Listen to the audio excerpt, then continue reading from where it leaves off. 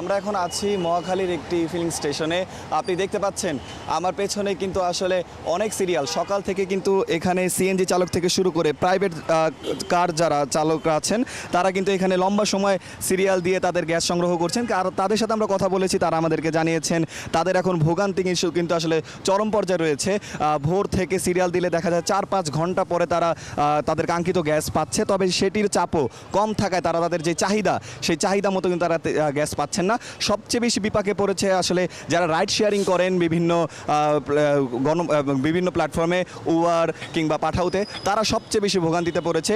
বিশেষ করে যারা সিএনজি চালক রয়েছে তারা কিন্তু বেশি ভোগান্তিতে। তারা আমাদেরকে জানিয়েছেন দিনের বেশিরভাগ সময় ফিলিং স্টেশনে কাটাতে হয় তাদের, যার ফলে তারা কিন্তু তাদের যে রোজগার সেটা কিন্তু তারা করতে পারছে না। এই মুহূর্তে একজন সিএনজি চালকের সাথে কথা বলতে চাই। আসলে আপনাদের ভোগান্তি কেমন হচ্ছে, কতক্ষণ সিরিয়ালে দাঁড়াতে হচ্ছে?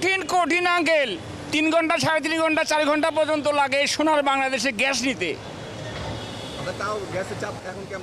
না, ওই কোনো রকমই কিছু হয় নাই, কোনো রকম কিচ্ছু হয় নাই। আমাদের চাপ সৃষ্টি, আমাদের উপর অনেক গ্যাসের চাপ, আমরা গ্যাস পাচ্ছি না। এই যে সিরিয়াল লেখা আছে রেল গেট থেকে এ পর্যন্ত 1.5 ঘন্টা চলে গেল, গ্যাস পাচ্ছি না। কারণটা কি? আমাদের বাংলাদেশে হয়েছে এটা কি কি সমস্যা? কোন জায়গায় যারা দেশ পরিচালনা করে এরা কি খায় আর ঘুমায়?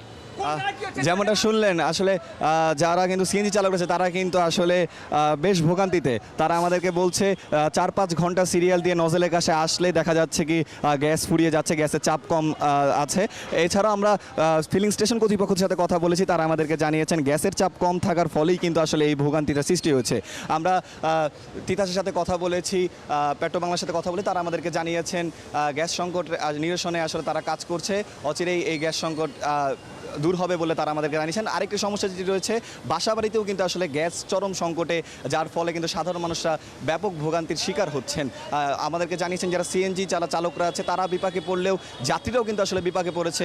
অনেক সিএনজিওয়ালা এই গ্যাস সংকটের কারণে কিন্তু ভাড়া বৃদ্ধিরও একটা অভিযোগ রয়েছে, তারা আমাদেরকে বলে জানিয়েছেন। এই ছিল আমার কাছে সর্বশেষ।